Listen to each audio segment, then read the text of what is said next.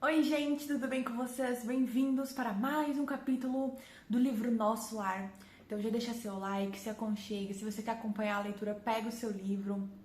Lembrando, gente, que tem disponível em PDF, tá? Gratuitamente no Google, é só vocês digitarem que vocês encontram. E também tem audiolivro também disponível no YouTube, tá bom? Né? Para quem não tem o livro, tem essas opções. Galera, hoje entraremos no capítulo 41, Convocados à Luta. Por que esse nome? Porque estava chegando, o dia aí da guerra, né? Temos que lembrar que estava chegando próximo da Segunda Guerra Mundial. Então, né, não era só uma guerra terrena. Também tem muito a ver com o espiritual e vamos ver o quanto isso impacta o mundo espiritual, né? O último capítulo que vimos, né, é um capítulo maravilhoso que é Quem Semeia Colherá. Eu acho que é um dos capítulos mais lindos deste livro. E hoje vamos para o 41, ok? Convocados à luta. Nos primeiros dias de setembro de 1939, nosso lar sofreu igualmente o choque porque passaram diversas colônias espirituais ligadas à civilização americana. Era a guerra europeia, tão destruidora nos círculos da carne, quão perturbadora no plano do espírito. Entidades numerosas comentavam os empreendimentos bélicos em perspectivas em disfarçarem o imenso terror que se possuíam. Sabia-se desde muito que as grandes fraternidades do Oriente suportavam as vibrações antagônicas da nação japonesa, experimentando dificuldades de vulto. Anotavam-se, porém, agora fatos curiosos de alto padrão educativo. Assim como os nobres círculos espirituais da velha Ásia lutavam em silêncio e preparava-se nosso lar para o mesmo gênero de serviço. Além de valiosas recomendações no campo da fraternidade e da simpatia, determinou o governador tivéssemos cuidado na esfera do pensamento, preservando-nos de qualquer inclinação menos digna de ordem sentimental. Ou seja, não foi algo só que impactou o nosso lar, impactou várias colônias, principalmente ali na parte da América, né? Também ele fala aqui sobre o Japão.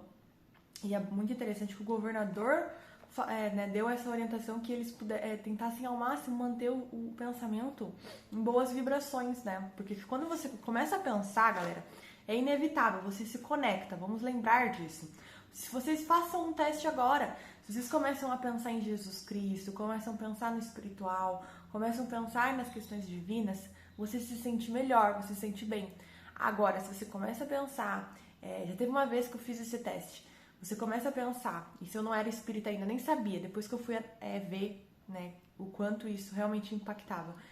Você não saiu, e aí você tá a fim de sair.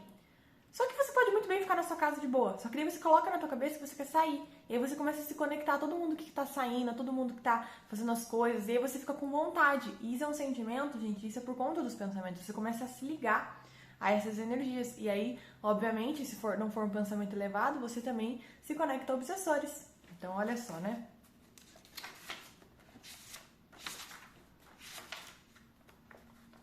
Reconheci que os espíritos superiores, nessas circunstâncias, passam a considerar as nações agressoras não como inimigas, mas como desordeiras, cuja atividade criminosa é imprescindível reprimir.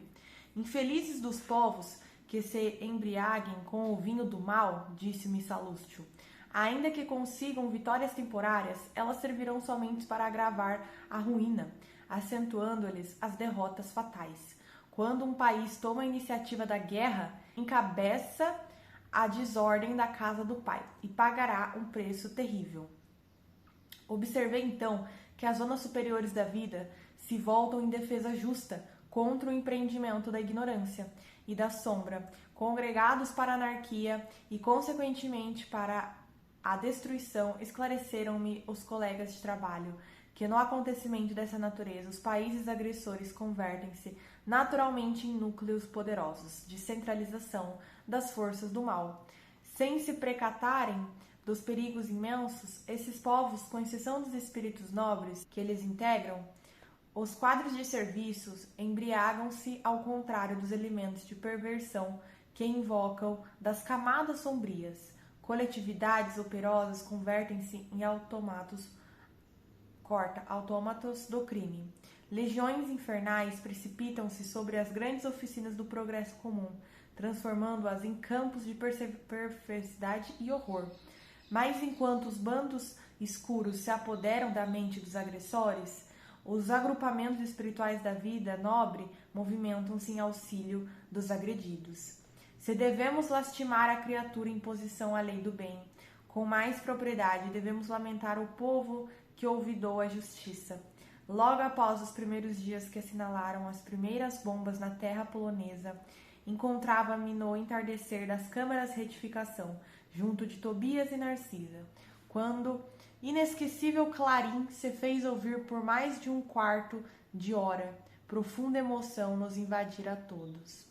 Bom, gente, vamos lá então. Primeiramente, é interessante ver que os espíritos, né, que estão lá na colônia, que estão buscando, né, auxiliar ao máximo, eles não veem os países, né, as nações que estão entrando em guerra como inimigo.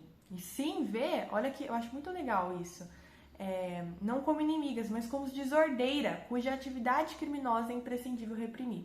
Né? Ou seja, eles estão tentando, inclusive ele fala aqui que eles estão tentando cavar a glória, mas eles não conseguem.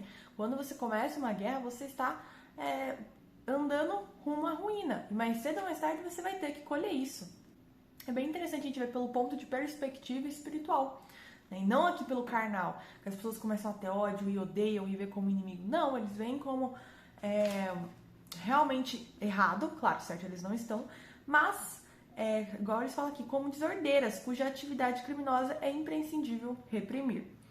E é interessante que ele também fala aqui que não é só a questão carnal, tá? Então, por exemplo, se um país está em guerra com outro, não é só a carne.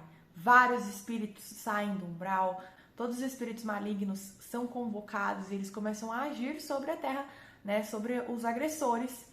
E da mesma forma que também os espíritos de luz agem para tentar auxiliar. Então, galera, nunca é só uma guerra terrena, só entre os humanos. Sempre tem o espiritual, sempre, galera. O espiritual, ele anda junto com o carnal.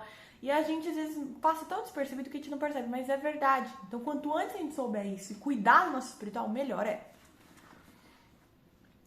É a convocação superior aos serviços de socorro à terra, explicou-me Narcisa bondosamente. Temos o sinal de que a guerra prosseguirá, com terríveis tormentos para o espírito humano, exclamou Tobias inquieto. Apesar da distância, toda a vida psíquica americana teve na Europa sua origem. Teremos grandes trabalhos em preservar um novo mundo. A clarinada fazia-se ouvir com modulações estranhas e imponentes. Notei que profundo silêncio caiu sobre todo o Ministério da Regeneração. Atento à minha atitude de angustiosa expectativa, Tobias informou. Quando soa o clarim de alerta, em nome do Senhor, precisamos fazer calar os ruídos de baixo, para que o apelo se grave em nossos corações. Quando o misterioso instrumento desferiu a última nota, fomos ao grande parque, a fim de observar o céu profundamente comovido. Vi inúmeros pontos luminosos, parecendo pequenos focos resplandecentes e longínquos, a librarem-se no firmamento. Esse clarim, disse Tobias, igualmente emocionado, é utilizado por espíritos vigilantes, de elevada expressão hierárquica. Regressando ao interior das câmaras, tive a atenção atraída para enormes rumores provenientes das zonas mais altas da colônia, onde se localizavam as vias públicas. Tobias confiou a Narcisa certas atividades de importância, junto aos enfermos, e convidou-me a sair para observar o movimento popular. Chegados aos pavimentos superiores, de onde nós poderíamos encaminhar a praça da governadoria, notamos intenso movimento em todos os setores. Identificando meu espanto natural, o companheiro explicou. Estes grupos enormes dirigem-se ao Ministério da Comunicação à procura de notícias. O clarim que acaba de soar só vem até nós em circunstâncias muito graves. Todos nós sabemos que se trata da guerra, mas é possível que a comunicação nos forneça algum detalhe essencial. Ao nosso lado vinham 2 senhores e 4 senhoras em conversação animada. Bom, gente, então vocês viram aqui, né, que eles estão lá andando e aí toca esse clarim, que é justamente para avisar na guerra, né, esse clarim, quando toca ele não é qualquer coisa, inclusive ele fala aqui que é muito grave. E grupos enormes de espíritos se dirigiam ao Ministério da Comunicação para poder saber de alguma notícia, né, alguma coisa que pode ali ajudar, que pode ser essencial para eles. Então, olha só como isso já começou a afetar. Tá todo mundo se movimentando, tá todo mundo agindo, todo mundo, né, buscando ali tentar ficar em paz para poder ajudar, né? Olha só que interessante. Ao nosso lado vinham 2 senhores e 4 senhoras em conversação animada. Imagine, dizia uma, o que será de nós no auxílio? Há muitos meses consecutivos o movimento de súplicas tem sido extraordinário. Experimentamos justa dificuldade para atender a todos os deveres.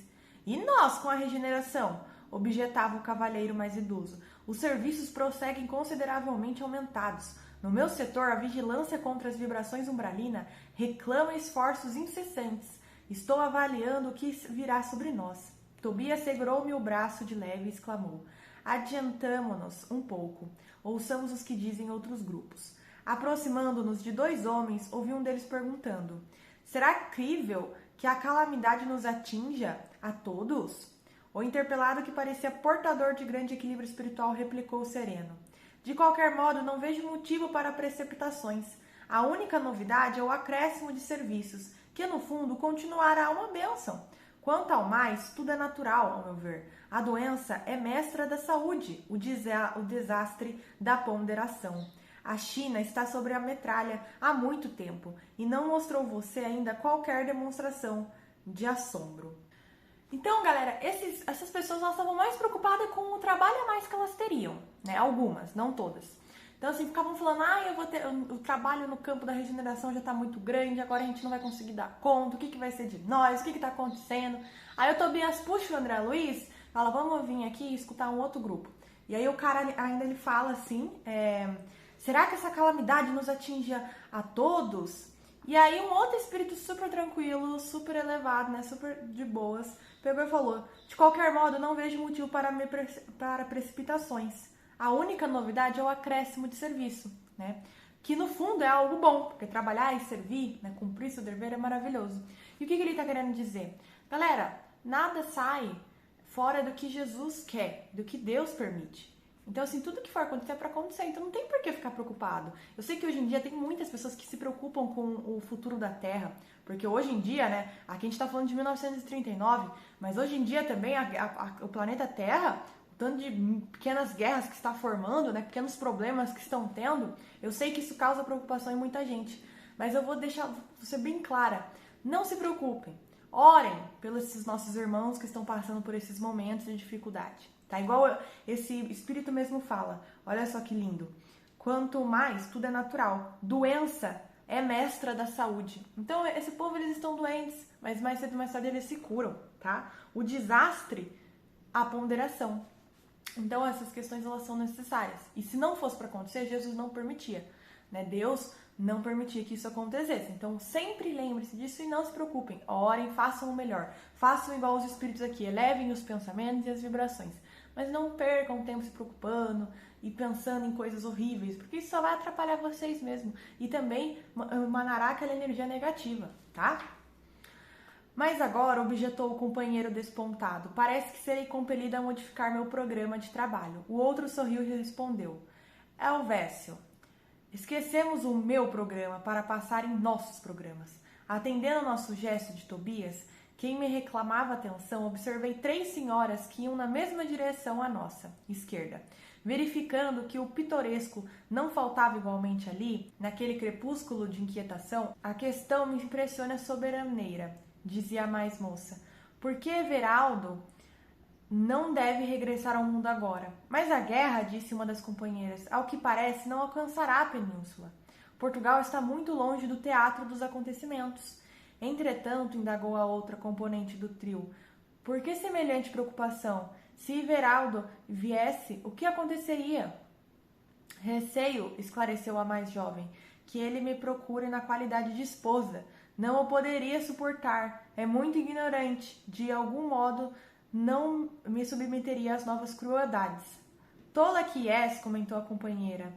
Que Everaldo será barrado pelo umbral ou coisa pior? Tobias sorrindo afirmou. Ela teme a libertação de um marido imprudente e perverso. Decorridos longos minutos em que observávamos a multidão espiritual, atingimos o Ministério da Comunicação, detendo-nos ante os enormes edifícios consagrados ao trabalho informativo. Então, gente, só para vocês constar, o André Luiz está andando ali rumo ao Ministério da Comunicação e, assim, tem vários grupos. Então, ele está, né, ouvindo ali as conversinhas. Inclusive, tudo isso que vimos até agora foi isso, foi conversas que ele escutou. E agora, por último, ele escuta uma conversa de uma moça falando: ai, eu não quero que o Everaldo venha, tomara que a guerra não atinja. Por quê? Porque foi um esposo dessa moça, né, que agora tá em espírito, em terra, que foi muito perverso com ela, né, que foi um marido muito ruim, e ela não quer ver, porque ela tem medo, né, ela não tem que se submeter a ele novamente, né. Então aqui ela tava comentando com as amigas, né, as fofoquinhas, as questões, e o André Luiz só ali, ó, só escutando, só, interessante. E aí eles chegam ali no campo no Ministério da Comunicação, né? Milhares de entidades acotovelavam-se aflitamente. Todos queriam informações e esclarecimentos. Impossível, porém, um acordo geral. Extremamente surpreendido com o vozerio, vi que alguém subira a uma sacada de grande altura, reclamando a atenção popular. Era um velho de aspecto imponente, anunciando que dentro de 10 minutos far-se-ia ouvir um apelo do governador. É o ministro Esperidião, informou Tobias, atendendo minha curiosidade. Serenado o barulho, dai-os a movimentos, ouviu-se a voz do próprio governador por intermédio de numerosos altos-falantes. Irmãos de nosso lar, não vos entregueis a distúrbios do pensamento ou da palavra. A aflição não constrói, a ansiedade não edifica. Saibamos ser dignos do clarim do Senhor, atendendo-lhe à vontade divina no trabalho silencioso, em nossos postos. Aquela voz clara e veemente de quem falava com autoridade e amor operou singular efeito na multidão. No curto espaço de uma hora, toda a colônia regressava à serenidade habitual. Então, gente, olha, quando um governador é bom, ele é bom mesmo. O cara, em pouquíssimas palavras, fez todo mundo que estava ali aflito, todo mundo mal, todo mundo, né, preocupado, voltar à serenidade espiritual. Porque ele deixou claro, galera, olha o que ele fala, não se entregueis aos distúrbios do pensamento da palavra, não se deixe levar, gente. Isso serve para nós também. Aqui na Terra, no nosso cotidiano, estamos sempre, galera, preocupados, ansiosos, com medo, né? E não podemos nos entregar aos distúrbios do pensamento ou da palavra. E eu gostei muito dessa frase, que serve até para mim. A aflição não constrói, a ansiedade não edifica. Vamos ser dignos do clarim do Senhor, atendendo à vontade divina do trabalho silencioso. Então vamos trabalhar, vamos auxiliar, vamos cumprir nossos deveres, que tudo vai sair como tem que sair. Jesus é o nosso governador, é o nosso irmão mais velho, ele está cuidando de nós, pode ter certeza absoluta. Não cai uma folha sem que Deus queira. Eu amo essa frase porque ela é verdade. Se Deus falar, não, acabou, pronto, né?